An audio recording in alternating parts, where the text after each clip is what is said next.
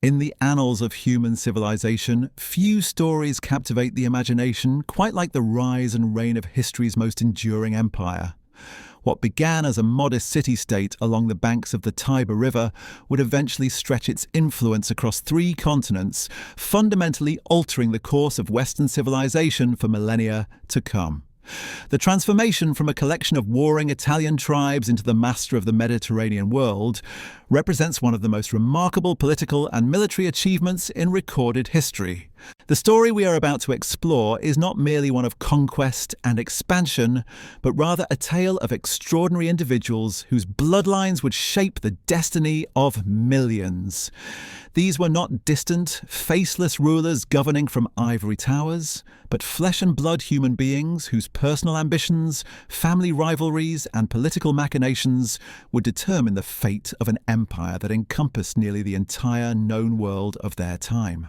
When we speak of the Roman Empire, we must first understand that its foundation rested upon a revolutionary concept that would forever change how power was exercised in the ancient world. The transition from the Roman Republic to the imperial system did not happen overnight, nor was it the result of a single dramatic event. Instead, it emerged through the careful maneuvering of brilliant political minds who understood that the old republican institutions had become inadequate for governing a vast Mediterranean empire. The genius of the early imperial system lay in its ability to maintain the appearance of traditional republican governance while concentrating real power in the hands of a single individual.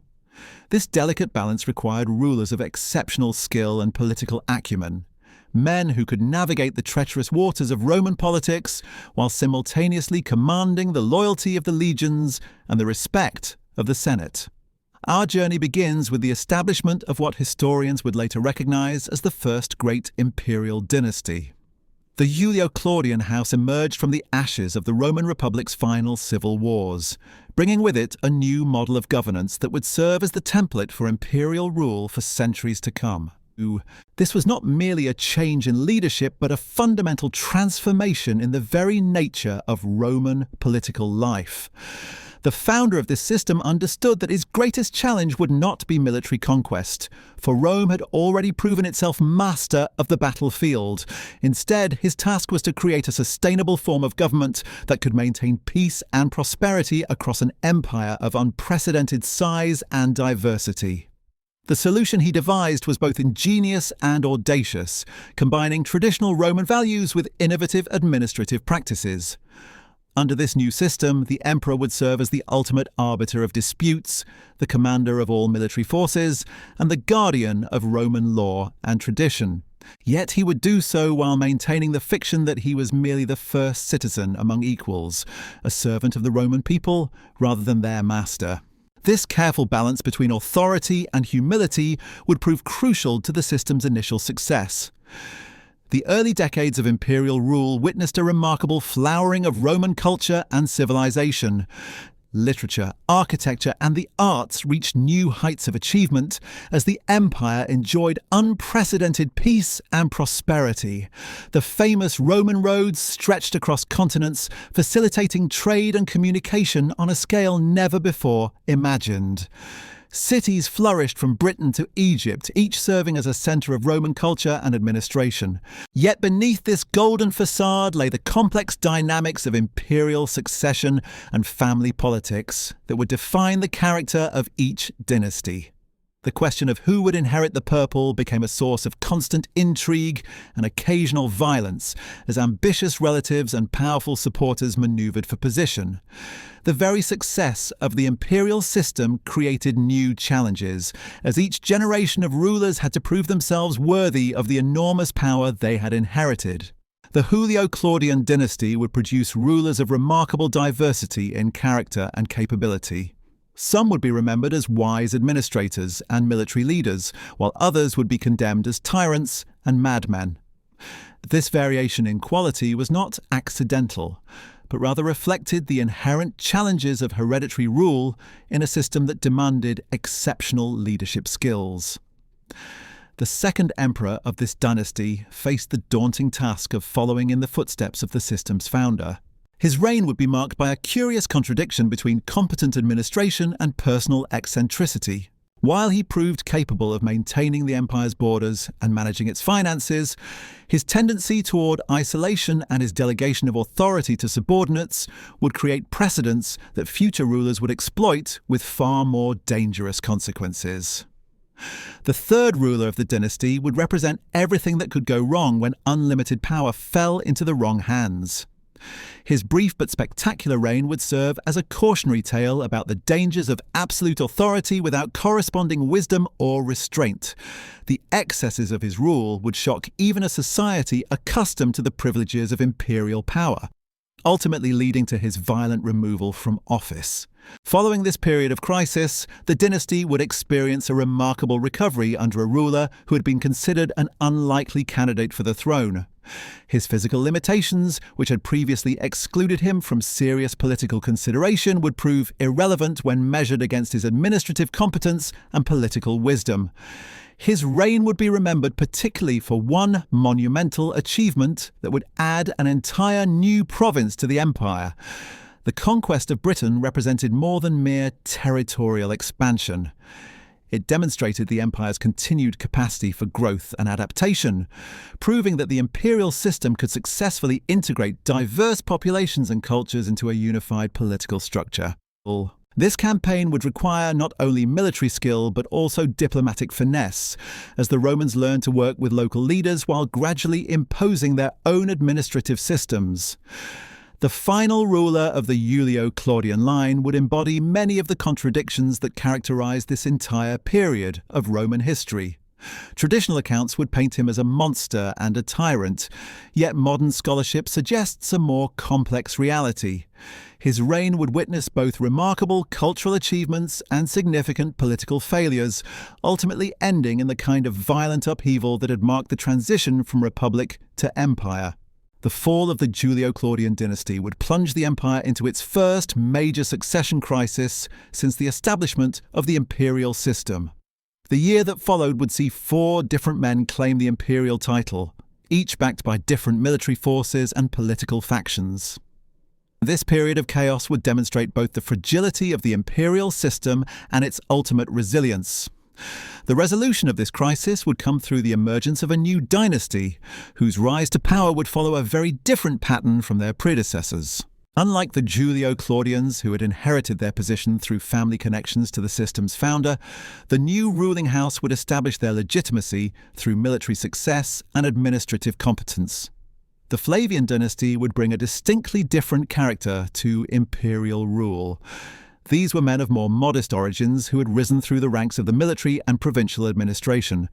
Their approach to governance would emphasize practical effectiveness over aristocratic tradition, marking a significant evolution in the nature of imperial authority. The founder of this new dynasty would face the enormous task of restoring stability and confidence in imperial institutions after the chaos of civil war. His solutions would prove both innovative and enduring, establishing precedents that would influence Roman governance for generations to come. Perhaps most importantly, he would demonstrate that the imperial system could survive even the most severe political crises. The establishment of this new imperial house marked a fundamental shift in how Romans understood the nature of legitimate authority. Where the previous dynasty had derived its legitimacy from ancient bloodlines and aristocratic connections, the Flavians would prove that merit and military success could serve as equally valid foundations for imperial power. This transformation would have profound implications for the future development of Roman political culture. The first Flavian emperor brought to his role a practical understanding of military logistics and provincial administration that had been largely absent from his predecessors. His background as a career soldier and provincial governor provided him with intimate knowledge of the empire's administrative machinery and the challenges facing its diverse populations. This experience would prove invaluable as he set about the task of reconstruction and reform. One of his most pressing challenges involved the reorganization of the imperial finances, which had been severely strained by years of civil war and the extravagances of previous rulers. His approach to this problem demonstrated a characteristically pragmatic mindset. as he implemented new taxation policies that, while sometimes unpopular, proved remarkably effective at restoring fiscal stability. The famous tax on public facilities, though mocked by contemporary critics, represented exactly the kind of innovative thinking that distinguished his administration. The military reforms implemented during this period would have lasting consequences for the empire's defensive capabilities. The Flavian approach to military organization emphasized professionalization and standardization, creating a more cohesive and effective fighting force. These changes extended beyond mere tactical improvements to encompass broader questions of military culture and identity, as the legions were gradually transformed from instruments of personal ambition into servants of imperial policy. The architectural legacy of this dynasty would prove even more enduring than their administrative innovations. The construction of massive public works projects served multiple purposes, providing employment for the urban population while simultaneously demonstrating the regime's power and permanence. The most famous of these undertakings would become an enduring symbol of Roman engineering prowess and imperial grandeur. The design and construction of the great amphitheatre represented a remarkable feat of engineering that pushed the boundaries of what was thought possible with contemporary technology. The building's innovative use of concrete and steel, combined with sophisticated systems for managing crowd flow and staging elaborate spectacles, created a model that would be emulated throughout the empire. The structure's capacity to hold tens of thousands of spectators while maintaining order and safety demonstrated the regime's commitment to public entertainment as a tool of political control. The games and spectacles held within this magnificent structure served purposes that extended far beyond mere entertainment. These events provided a venue for the display of imperial power and generosity, while simultaneously offering the urban population a release valve for social tensions.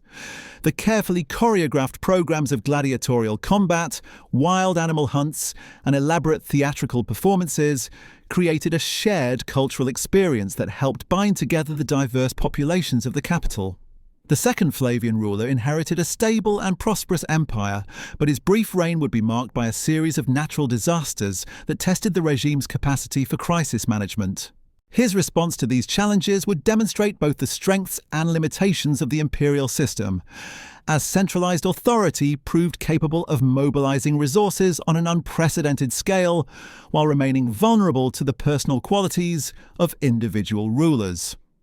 The volcanic eruption that destroyed several cities in the Bay of Naples provided a dramatic illustration of the empire's vulnerability to forces beyond human control.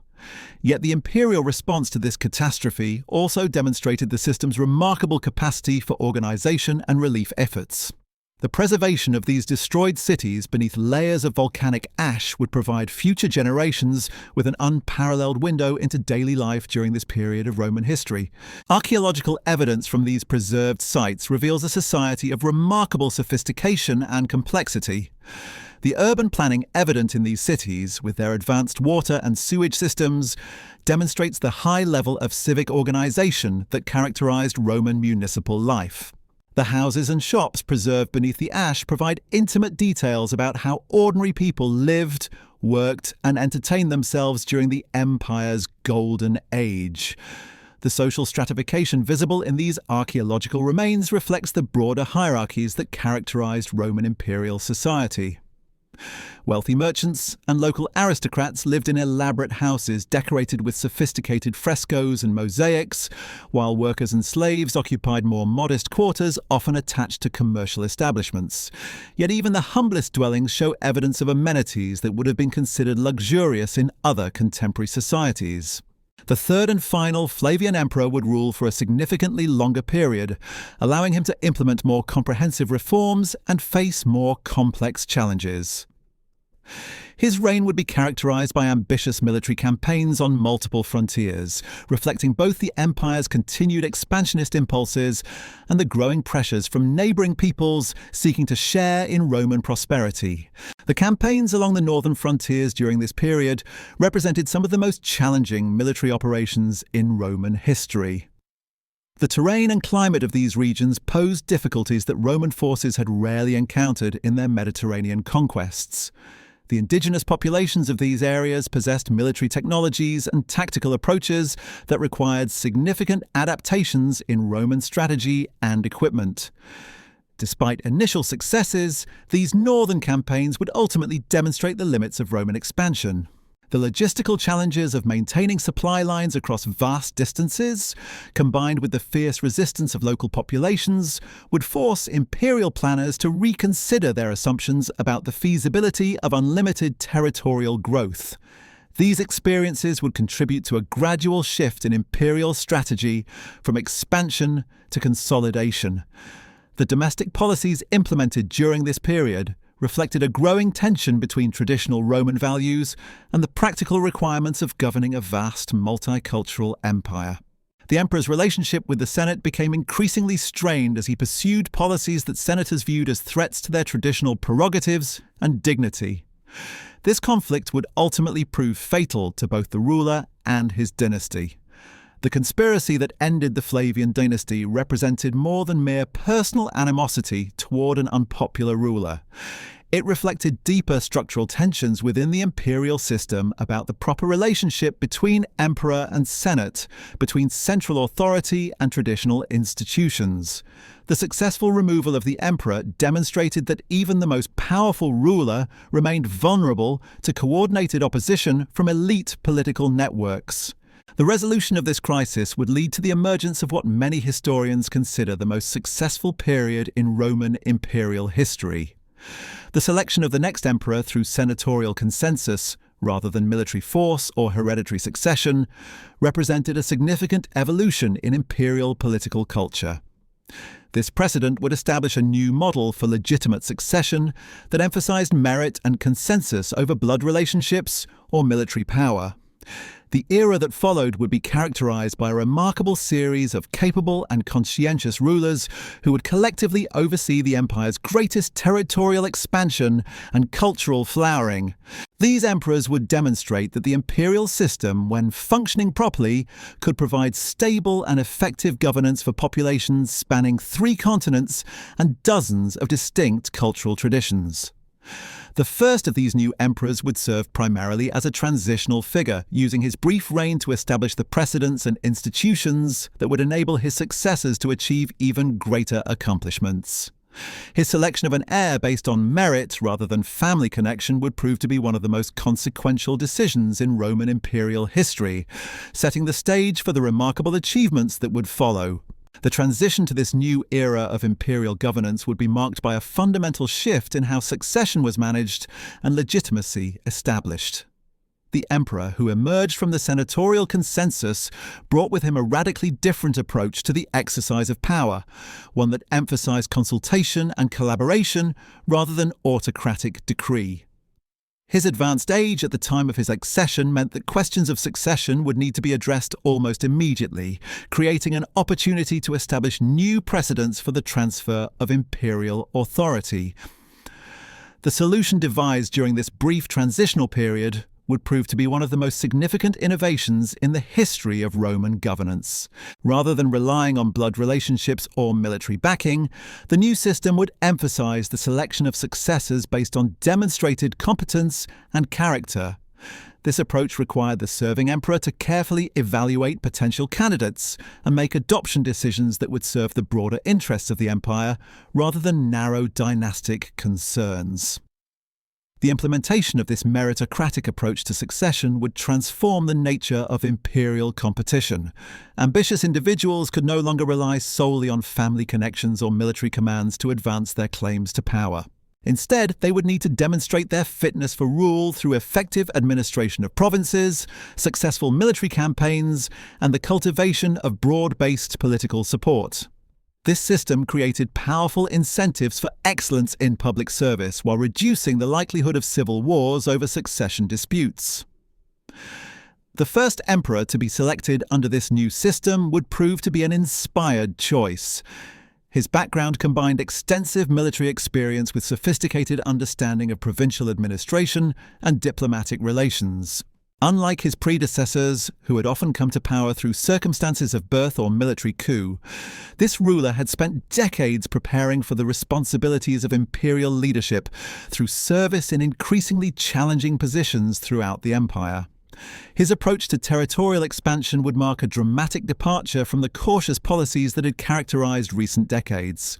Where previous emperors had focused primarily on consolidating existing territories and defending established borders, this new ruler would pursue an aggressive program of conquest that would add vast new regions to the empire. His military campaigns would be characterized by meticulous planning, innovative tactics, and the systematic integration of conquered territories into the imperial administrative structure. The conquest of the Dacian kingdom represented perhaps the most spectacular achievement of this expansionist program. The wealth extracted from these campaigns, particularly the enormous quantities of gold obtained from Dacian mines, would provide the financial foundation for massive public works projects and military reforms. The successful integration of these new territories would demonstrate the empire's continued capacity to absorb and Romanize diverse populations, extending the benefits of Roman civilization to previously barbarous regions. The architectural legacy of this period would rival even the most impressive achievements of earlier dynasties. The construction of elaborate forums, temples, and public facilities would transform the physical appearance of the capital, while providing employment for thousands of skilled craftsmen and laborers. These projects served not only practical purposes but also functioned as powerful symbols of imperial power and permanence, their grandeur designed to inspire awe and loyalty among both citizens and foreign visitors. The military innovations implemented during this era would have profound implications for the empire's defensive capabilities. The reorganization of frontier defenses, the establishment of new legionary bases, and the development of improved siege technologies would strengthen Rome's position relative to potential enemies while providing greater security for provincial populations. These reforms reflected a sophisticated understanding of the changing nature of warfare and the evolving threats facing the empire's extensive borders. The cultural and intellectual achievements of this period would prove equally impressive. The patronage of literature, philosophy, and the arts would create conditions conducive to remarkable creative output. Historians, poets, and scholars would produce works that would influence Western thought for centuries to come, while architects and engineers would perfect techniques that would serve as models for future generations. This cultural flowering reflected not only imperial generosity, but also the confidence and optimism that characterized this golden age of Roman civilization. The legal reforms undertaken during this period would establish precedents that would influence jurisprudence throughout the Roman world and beyond. The systematization of legal procedures, the clarification of property rights, and the extension of legal protections to previously marginalized groups would create a more equitable and predictable system of justice. These changes reflected the empire's growing sophistication and the recognition that effective governance required consistent and fair application of the law. The successor chosen by this great conqueror would bring a completely different set of skills and priorities to the imperial office. Where his predecessor had been primarily focused on expansion and military glory, the new emperor would dedicate himself to consolidation and internal reform. His approach to governance would emphasize careful administration, systematic problem-solving, and the optimization of existing imperial institutions rather than the pursuit of new conquests. This emperor's unprecedented decision to spend the majority of his reign traveling throughout the provinces would revolutionize the relationship between the imperial center and the periphery. By establishing a mobile court that could address local problems directly, he would demonstrate the regime's commitment to effective governance at every level of the imperial hierarchy. This approach would allow for more responsive administration while simultaneously strengthening the bonds between the emperor and his diverse subjects. The defensive works constructed during this reign would represent some of the most ambitious engineering projects in Roman history.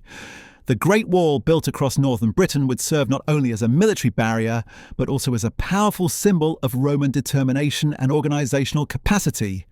Similar defensive installations along other frontiers would demonstrate the empire's commitment to protecting its subjects while establishing clear boundaries between Roman territory and the barbarian world beyond. The legal codification undertaken during this period would create a comprehensive framework for imperial jurisprudence that would serve as the foundation for legal systems throughout the Roman world. This massive undertaking required the coordination of legal scholars from across the empire and represented one of the most systematic attempts to organize and rationalize the complex body of Roman law that had developed over centuries of imperial expansion and administrative evolution. The cultural patronage characteristic of this reign would reflect the emperor's personal interests and intellectual sophistication. His support for Greek learning and philosophy would contribute to a remarkable renaissance of classical culture, while his architectural projects would combine traditional Roman engineering with innovative design concepts borrowed from throughout the empire. This synthesis of diverse cultural traditions would create a distinctively imperial aesthetic that would influence artistic development for generations. The religious policies implemented during this period would demonstrate both the empire's growing diversity and the challenges of maintaining unity among populations with vastly different spiritual traditions. The emperor's attempts to establish new religious practices and his conflicts with certain provincial populations would highlight the tensions between imperial authority and local autonomy that would continue to shape Roman governance throughout the imperial period. The third emperor of this remarkable dynasty would prove to be one of the most unremarkable rulers in Roman history. Yet his lengthy reign would provide exactly the kind of stability and continuity that the empire needed during this period of consolidation. His cautious approach to governance and his reluctance to pursue dramatic policy initiatives would allow the administrative and military reforms of his predecessors to take root and mature. This period of relative quiet would enable the empire to digest its recent territorial acquisitions while strengthening its internal structures. The financial management that characterized this reign would demonstrate the benefits of conservative fiscal policy in an imperial context. By avoiding costly military campaigns and limiting expenditure on grandiose building projects, this emperor would accumulate substantial treasury reserves that would provide his successors with the resources necessary to address future challenges. His approach would prove that effective imperial leadership did not always require dramatic gestures or ambitious initiatives. The peaceful nature of this reign would create conditions conducive to economic growth and cultural development throughout the empire.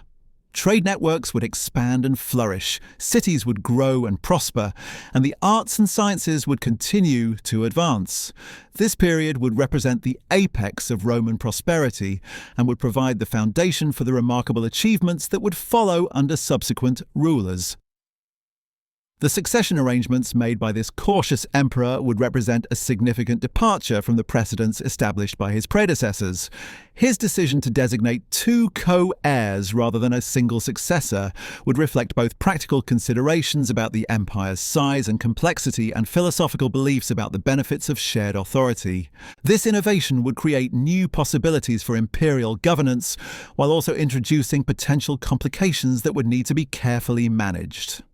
The final emperor of this golden age would embody the philosophical ideals that had increasingly influenced imperial governance throughout this period. His commitment to Stoic principles would shape both his personal conduct and his approach to the challenges of imperial leadership. The writings he produced during his reign would provide unprecedented insight into the mind of a Roman emperor and would influence philosophical thought for centuries to come. The military challenges that would dominate this philosophical emperor's reign would test both his personal resolve and the empire's defensive capabilities. The massive invasion of Germanic tribes along the Danube frontier would represent the most serious military threat the empire had faced in generations, requiring the mobilization of resources on an unprecedented scale. The emperor's personal leadership of these campaigns would demonstrate his commitment to his duties, while also exposing him to the hardships and dangers faced by ordinary soldiers. The plague that would sweep through the empire during this period would create challenges that no amount of military skill or administrative competence could fully address. The devastating impact of this pandemic on urban populations would force imperial authorities to develop new approaches to public health and crisis management. The emperor's response to this catastrophe would reveal both his personal character and the limitations of imperial power when confronted with forces beyond human control. The philosophical writings produced during this tumultuous reign would reflect the emperor's attempts to reconcile his Stoic beliefs with the practical demands of imperial leadership. His meditations on duty, mortality, and the nature of power would provide a unique window into the mind of someone grappling with the enormous responsibilities of governing a vast empire during a period of crisis and uncertainty.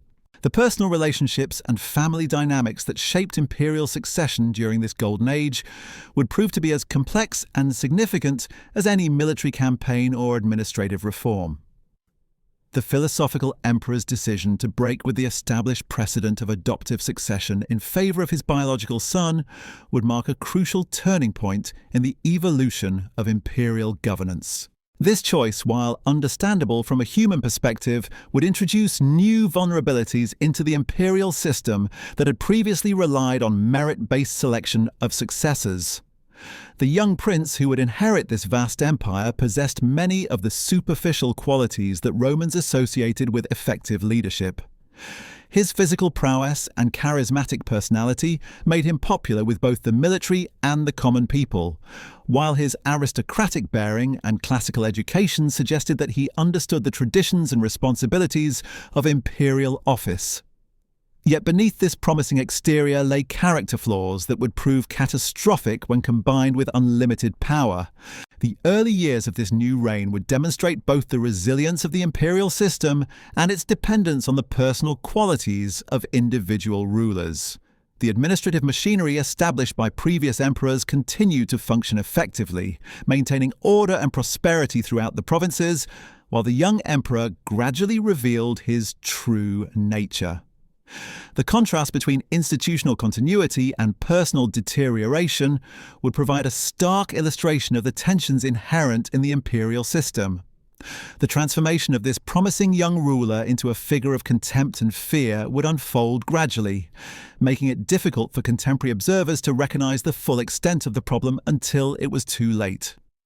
The emperor's increasing obsession with gladiatorial combat and his demand for public worship as a living god would represent not merely personal eccentricities, but fundamental challenges to the carefully balanced relationship between emperor and subjects that had been cultivated over nearly 2 centuries of imperial rule. The religious implications of the emperor's behavior would prove particularly troubling to traditional Roman sensibilities. While previous rulers had accepted divine honours after death and had occasionally permitted limited forms of ruler worship in the eastern provinces, the demand for immediate and universal recognition as a deity represented a radical departure from established precedent. This innovation would create tensions with various religious communities throughout the empire while undermining the emperor's credibility with more traditionally minded Romans. The military consequences of the emperor's erratic behaviour would become increasingly apparent as his reign progressed. The legions, which had served as the backbone of imperial power for generations, began to lose confidence in their commander as his actions became more unpredictable and his priorities more divorced from the practical needs of imperial defence. The emperor's preference for theatrical spectacles over serious military planning would leave the empire vulnerable to external threats while alienating the very forces upon which imperial authority ultimately depended. The economic impact of the emperor's extravagances would prove equally damaging to the long-term stability of the imperial system. The substantial treasury reserves accumulated by his predecessor were rapidly depleted through wasteful spending on elaborate entertainments and grandiose building projects. The resulting financial crisis would force the implementation of new taxation policies that would burden provincial populations while failing to address the underlying problems of fiscal irresponsibility. The Senate's growing opposition to the emperor's policies would reflect broader concerns about the direction of imperial governance and the preservation of traditional Roman values. The careful balance between imperial authority and senatorial dignity that had been maintained throughout the Golden Age began to break down as the emperor showed increasing contempt for the advice and counsel of Rome's most experienced political leaders. This deteriorating relationship would create the conditions for the violent confrontation that would ultimately end both the emperor's life and his dynasty. The conspiracy that would bring down this troubled ruler represented a coalition of diverse interests united by their shared recognition that the imperial system itself was threatened by the emperor's behaviour. Military commanders, senatorial leaders, palace officials, and members of the imperial family would all play roles in the carefully orchestrated plot that would restore stability to the empire. The success of this conspiracy would demonstrate that even the most absolute ruler remained accountable to the broader interests of the Roman state. The immediate aftermath of the emperor's assassination would reveal both the strengths and weaknesses of the imperial system, as it had evolved over nearly 2 centuries. While the removal of an incompetent ruler could be accomplished relatively easily when sufficient consensus existed among key power holders, the question of succession remained problematic when no clear heir had been designated and no obvious candidate commanded universal support. The brief reign of the elderly senator, who was proclaimed emperor immediately following the assassination, would serve primarily as a stopgap measure, while more permanent solutions could be developed. His advanced age and lack of military experience made him unsuitable for long-term leadership. Yet his reputation for integrity and his connections to the traditional senatorial elite made him an acceptable interim choice for most of the key constituencies within the imperial system. The challenge of identifying a more permanent successor would expose the fundamental tensions between different models of imperial legitimacy that had been developing throughout the previous century. The military preferred commanders with proven battlefield experience and strong connections to the legions, while the Senate favoured candidates with distinguished records of civilian administration and respect for traditional institutions. The resolution of these competing claims would require careful negotiation and compromise among all parties involved. The solution that would ultimately emerge from this political crisis would represent a significant evolution in imperial governance, establishing new precedents for succession while preserving the essential features of the system that had brought Rome to unprecedented heights of power and prosperity. The emperor who would emerge from this process would combine the military credibility demanded by the legions with the administrative experience valued by the Senate, creating a new model for imperial leadership that would influence Roman governance for generations to come. The establishment of this new dynasty would mark the beginning of what entire history of the Roman Empire. The founders many historians consider the most successful period of this new ruling house would bring fresh energy and innovative approaches to the challenges of imperial governance while building upon the institutional foundations established by their predecessors. Their success would demonstrate that the imperial system, when properly managed, could provide stable and effective leadership for populations spanning 3 continents. The first emperor of this new dynasty would establish his legitimacy through a combination of military success and administrative competence that would recall the greatest achievements of earlier rulers. His systematic approach to the challenges of imperial governance would emphasize practical solutions over ideological consistency, creating policies that served the broad interests of the empire rather than narrow partisan concerns. This pragmatic approach would prove highly effective in restoring confidence in imperial institutions following the chaos of the succession crisis. The territorial expansion undertaken during this period would surpass even the most ambitious conquests of previous dynasties, adding vast new regions to the empire while demonstrating Rome's continued capacity for growth and adaptation. These campaigns would be characterized by innovative military tactics and sophisticated logistical planning that would enable Roman forces to operate effectively in environments far removed from the Mediterranean world that had previously defined the limits of imperial expansion. The integration of these newly conquered territories would require the development of new administrative approaches that could accommodate the diverse cultural and political traditions of populations that had never before been subject to Roman rule. The success of these efforts would demonstrate the flexibility and adaptability of Roman imperial institutions while extending the benefits of Roman civilization to previously isolated regions. The architectural and engineering projects undertaken during this period would create some of the most impressive monuments to Roman power and ingenuity that have survived to the present day. These massive undertakings would serve multiple purposes, providing employment for urban populations while demonstrating the regime's commitment to public welfare and its capacity to mobilize resources on an unprecedented scale. The technical innovations developed during these projects would influence construction techniques throughout the empire and beyond. The cultural flowering that would characterize this period would reflect the confidence and optimism that accompanied territorial expansion and administrative reform. Writers, artists, and scholars would produce works that would rank among the greatest achievements of Roman civilization, while the patronage system that supported these endeavors would create new opportunities for creative expression and intellectual inquiry. This cultural renaissance would demonstrate that imperial power could serve as a force for artistic and scholarly advancement, as well as military conquest. The legal and administrative reforms implemented during this era would establish precedents that would influence governmental practices throughout the Roman world for centuries to come. The systematization of provincial administration, the standardization of legal procedures, and the expansion of citizenship rights would create a more unified and equitable system of imperial governance. These changes would reflect the growing sophistication of Roman political thought and the recognition that effective rule required consistent application of rational principles, rather than arbitrary exercise of personal authority. The second emperor of this dynasty would inherit an empire at the height of its territorial extent and administrative efficiency, yet he would face challenges that would test both his personal capabilities and the institutional structures developed by his predecessors.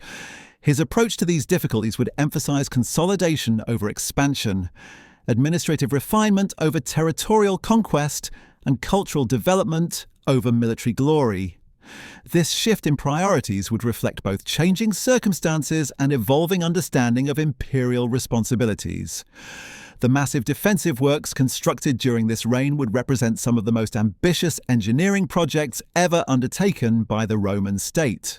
These fortifications would serve not only military purposes, but also symbolic functions, marking the boundaries between civilization and barbarism, while demonstrating the empire's commitment to protecting its subjects. The construction of these barriers would require unprecedented coordination of resources and labor, showcasing the organizational capabilities that had made Roman expansion possible. The legal codification undertaken during this period would create a comprehensive framework for imperial jurisprudence that would serve as the foundation for legal systems throughout the Roman world and beyond.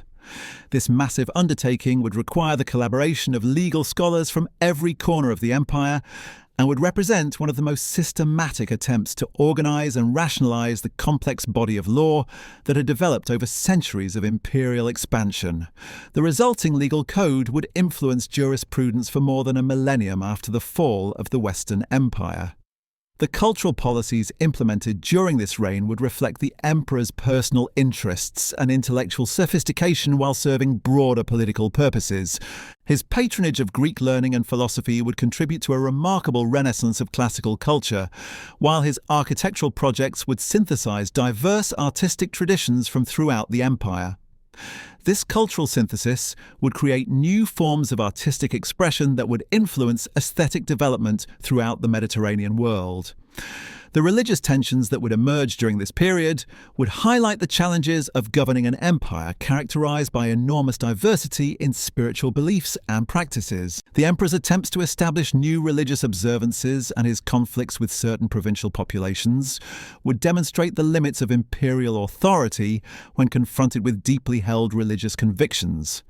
These conflicts would foreshadow the more serious religious controversies that would characterize later periods of imperial history. The third emperor of this dynasty would prove to be one of the most competent yet least celebrated rulers in Roman history. His long reign would provide the stability and continuity necessary for the administrative and military reforms of his predecessors to mature and prove their effectiveness. This period of relative tranquility would enable the empire to consolidate its territorial gains while strengthening its internal structures and institutions. The financial policies implemented during this reign would demonstrate the benefits of conservative fiscal management in an imperial context. By avoiding costly military adventures and limiting expenditure on grandiose construction projects, this emperor would accumulate substantial reserves that would provide his successors with the resources necessary to address future challenges. His approach would prove that effective imperial leadership sometimes required restraint and patience rather than dramatic action and bold initiatives. The economic prosperity that would characterize this period would create conditions conducive to population growth, urban development, and cultural advancement throughout the empire. Trade networks would expand to connect distant regions, technological innovations would improve agricultural productivity, and educational opportunities would become more widely available. This economic flowering would provide the material foundation for the remarkable cultural achievements that would follow under subsequent rulers. The succession arrangements developed during this reign would reflect both practical considerations about the empire's growing complexity and philosophical beliefs about the benefits of shared authority. The decision to designate multiple heirs rather than a single successor would represent an innovative approach to the perennial problem of imperial succession, while creating new possibilities for more effective governance of the vast territories under Roman control. The final emperor of this golden age would embody the philosophical ideals that had increasingly influenced imperial governance throughout this remarkable period. His commitment to Stoic principles would shape both his personal conduct and his approach to the enormous responsibilities of imperial leadership. The philosophical writings he would produce during his reign would provide unprecedented insight into the mind of a Roman emperor, while contributing to the broader intellectual tradition that had flourished under imperial patronage. Yet even this philosopher-emperor would face challenges that would test both his personal resolve and the institutional structures that had enabled the empire to reach unprecedented heights of power and prosperity. The military pressures building along the northern frontiers and the social tensions emerging within the empire itself would foreshadow the more serious difficulties that would confront his successors in the centuries to come. The military pressures that would dominate this philosophical emperor's reign would emerge from regions that had long remained beyond the reach of Roman civilization. The confederation of Germanic tribes that had been gathering strength along the northern frontiers represented a fundamentally different type of threat than the empire had previously encountered. These were not the organized kingdoms of the East with established diplomatic traditions, nor the scattered tribal groups that had characterized earlier frontier conflicts. Instead, they represented a massive migration of peoples, driven by pressures from even more distant regions, creating a cascade of displacement and conflict that would challenge the very foundations of Roman border defense. The emperor's personal decision to lead these campaigns from the field would mark a dramatic departure from the more sedentary approach that had characterized recent decades of imperial governance. His presence at the front lines would demonstrate his commitment to the welfare of his subjects, while also exposing him to the harsh realities of warfare that few of his predecessors had experienced directly. The philosophical meditations he would compose during quiet moments between battles would reveal the profound psychological impact of reconciling his Stoic ideals with the brutal necessities of military command. The logistical challenges of maintaining large armies in regions far removed from the empire's established supply networks would require innovations in military organization and resource management. The development of new transportation systems, the establishment of forward supply bases, and the recruitment of auxiliary forces from friendly tribal groups would demonstrate the adaptability that had long characterized Roman military operations. Yet these campaigns would also reveal the enormous costs associated with frontier warfare and the strain that such operations placed on imperial finances and manpower resources. The plague that would sweep through the empire during these same years would create a crisis of unprecedented magnitude that would test every aspect of imperial administration. The disease would spread along the very trade routes and transportation networks that had previously served as sources of imperial strength, carrying death and devastation to the most prosperous and heavily populated regions of the empire.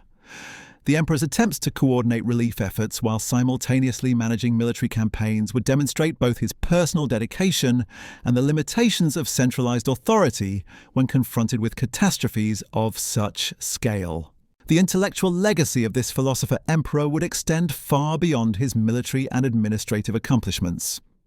His personal writings would provide future generations with unprecedented insight into the mind of someone grappling with the enormous responsibilities of absolute power while maintaining commitment to philosophical principles that emphasize duty, mortality, and the common good.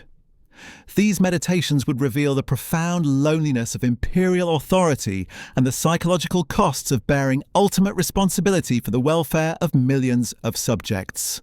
The religious and cultural developments that would occur during this turbulent reign would reflect both the empire's growing diversity and the challenges of maintaining unity among populations with vastly different traditions and beliefs. The increasing influence of Eastern mystery religions and philosophical schools would create new opportunities for spiritual exploration, while also generating tensions with more traditional Roman religious practices. The emperor's own philosophical commitments would influence precedents that would shape the empire's relationship imperial policy toward these emerging religious movements, establishing with spiritual diversity for generations to come. The economic impact of prolonged warfare and pandemic disease would force fundamental reconsiderations of imperial fiscal policy and resource allocation. The substantial treasury reserves accumulated during previous decades of peace and prosperity would be rapidly depleted by the costs of maintaining large armies in distant theatres, while simultaneously providing relief to plague-stricken populations. These financial pressures would necessitate new taxation policies and administrative reforms that would alter the relationship between the imperial centre and provincial populations. The succession question that would dominate the final years of this philosophical emperor's reign would represent a crucial turning point in the evolution of imperial governance. His decision to abandon the adoptive succession practices that had characterized the previous century in favor of biological inheritance would reflect both personal attachments and practical considerations about the stability of imperial institutions. This choice would introduce new vulnerabilities into the imperial system while also demonstrating the continued influence of traditional Roman family values on political decision-making. The young prince who would inherit this vast empire would possess many of the qualities that contemporaries associated with effective leadership. His athletic abilities and charismatic personality would make him popular with both military forces and urban populations, while his classical education and aristocratic bearing would suggest familiarity with the traditions and responsibilities of imperial office. The contrast between these promising external qualities and the character flaws that would gradually become apparent would provide a stark illustration of the unpredictable nature of imperial governance that would occur during hereditary succession. The transformation early years of this new reign would initially appear to represent continuity with established precedents. The administrative machinery developed by previous emperors would continue to function effectively, maintaining order and prosperity throughout the provinces, while the young emperor gradually revealed his true priorities and inclinations. The professional competence of imperial bureaucrats and military commanders would provide stability during this transition period, demonstrating the institutional strength that had been built up over nearly 2 centuries of imperial development. The cultural and artistic patronage that would characterize the early phase of this reign would reflect both imperial generosity and the emperor's personal interests in entertainment and spectacle. The expansion of public festivals and gladiatorial games would provide employment for performers and craftsmen, while offering the urban population diversions from the economic hardships created by recent military campaigns and plague outbreaks. These cultural investments would serve important political purposes by maintaining public support for the imperial regime during a period of transition and uncertainty. The military policies implemented during this period would reveal growing tensions between the emperor's personal preferences and the practical requirements of imperial defense. The young ruler's fascination with gladiatorial combat and theatrical performance would increasingly conflict with the serious strategic challenges facing the empire along multiple frontiers. The professional military establishment that had served previous emperors with distinction would find itself forced to adapt to a commander whose priorities seemed divorced from the realities of imperial security. The religious innovations that would emerge during this reign would challenge established traditions and create new sources of tension within imperial society.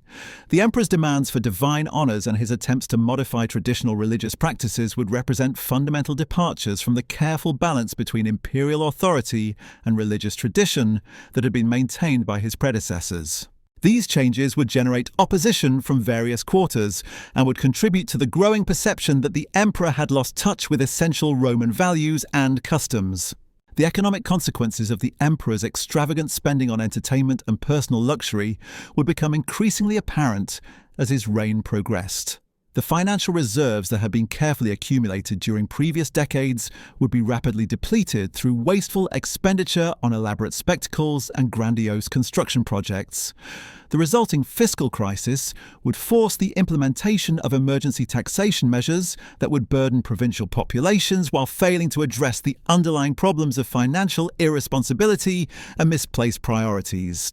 The Senate's growing alienation from the imperial court would reflect broader concerns about the direction of imperial governance and the preservation of institutional traditions that had served the empire well for generations.